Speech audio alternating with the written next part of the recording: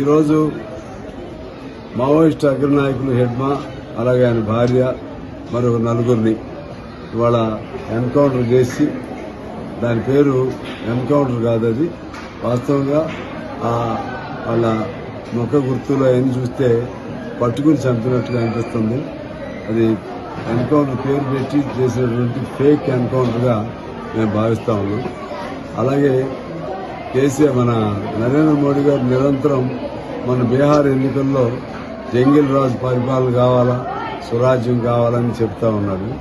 ఇవాళ జంగిల్ రాజు పరిపాలనకు నిదర్శనం ఇవాళ జరిగేటువంటి ఈ దేశంలో జరిగేటువంటి ఈ బోటకం ఎన్కౌంటర్లు కానీ, మతం పేరుతో జరిగే హత్యలు కానీ, ఇవన్నీ కూడా జంగిల్ రాజు పరిపాలనకి నిదర్శనంగా నేను భావిస్తూ ఉన్నాను.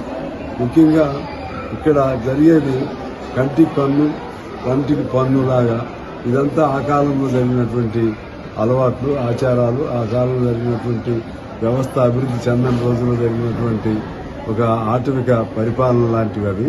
ఇవాళ ఏదైనా వాళ్ళు కేసు ఉంటే, ఇన్వాల్వ్ అయి ఉంటే, అది కూడా కొన్నిట్లో ఇన్వాల్వ్ అయ్యారు, అందులో డౌట్ లేదు.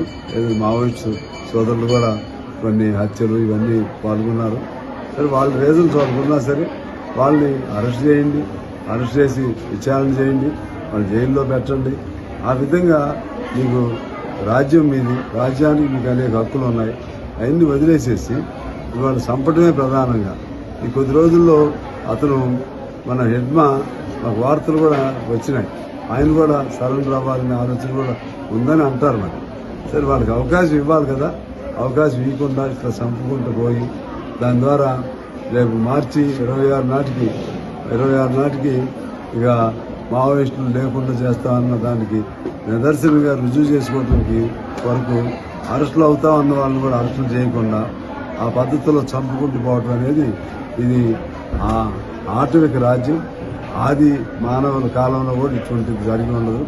ఇటువంటి పద్ధతులు పాల్పడ్డటువంటి వీటికి వాళ్ళు పెట్టిన ముద్దు పేరు ఎన్కౌంటర్.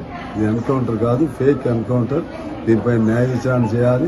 ఇప్పటికైనా సరే పాలకులు, వాళ్ళకి ఇక్కడ ఆంధ్ర తెలంగాణ పోలీసులు కూడా వత్తాసు పలుకుతున్నారు.